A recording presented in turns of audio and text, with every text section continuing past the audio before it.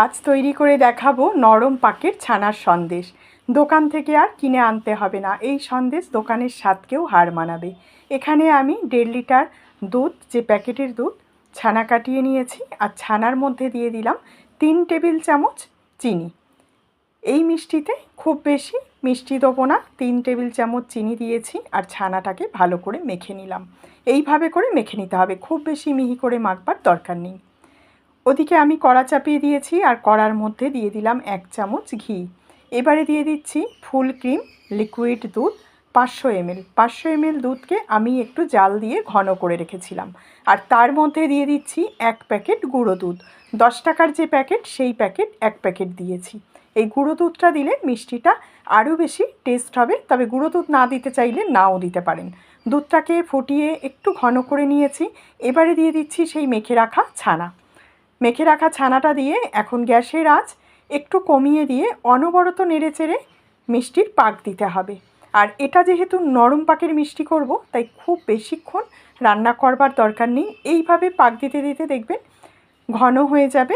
এটা আমি 5 থেকে 6 মিনিট এইভাবে রান্না করেছি, তাতেই কিন্তু অনেকটা ঘন হয়ে গেছে। এর থেকে বেশি আর ঘন করব না। দেখুন এই রকম ঘন অবস্থাতেই আমি নামিয়ে নেব। এটা ঠান্ডা হয়ে যাওয়ার পর আরও একটু ঘন হয়ে যাবে। 1 চামচ দিয়ে দিলাম গোলাপ জল। এখানে গোলাপ জল না দিতে চাইলে ছোটো এলাচের গুঁড়োও দিতে পারেন। আর এদিকে একটা প্লাস্টিকের টিফিন কৌটোর মধ্যে আমি বাটার পেপার দিয়ে ঘি ব্রাশ করে নিয়েছি। তার মধ্যে দিয়ে দিলাম এই সন্দেশের মিশ্রণটা। আর গরম থাকা অবস্থাতে দিয়ে একটু সেট করে নিতে হবে। যে কোনো একটা হাতা কিংবা খুন্তি দিয়ে এইভাবে চেপে চেপে ভালো করে সমান করে সেট করে নিতে হবে। সমান করে সেট করে নেওয়ার পর আমি দিয়ে দিলাম পেস্তা কুচি আর দিয়ে দিচ্ছি একটু আমন্ড কুচি। আপনারা আপনাদের পছন্দ মতো ড্রাই ফ্রুট দিয়ে সাজিয়ে নিতে পারেন।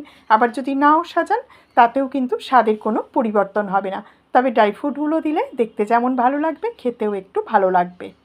তৈরি হয়ে গেল নরম পাকের সন্দেশ। প্রথমে আমি ঠান্ডা করে নিয়েছি আর তারপরে 1 ঘন্টা নর্মাল ফ্রিজে রেখে দিয়েছিলাম।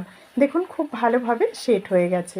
এখন আমি চৌকো শেপে কাট করে নিচ্ছি। আপনারা আপনাদের পছন্দ মতন কাট করে নেবেন।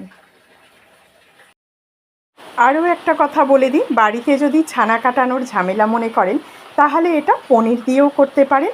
আর পনিরটা ফুল ক্রিম পনির কিনবেন, তাহলে এই সন্দেশের টেস্টটা খুবই ভালো আসবে। পুজোর মরশুমে দেখবেন দোকানেও মিষ্টির দাম অনেকটাই বেড়ে যায়। বেশি দাম দিয়ে মিষ্টি না কিনে বাড়িতেই অতিথি আপ্যায়নের জন্য এই সন্দেশটা চটপট বানিয়ে নিতে পারেন। খুব কম সময়ে বানানো হয়ে যায়। ভিডিও ভালো লাগলে প্লিজ একটা লাইক করে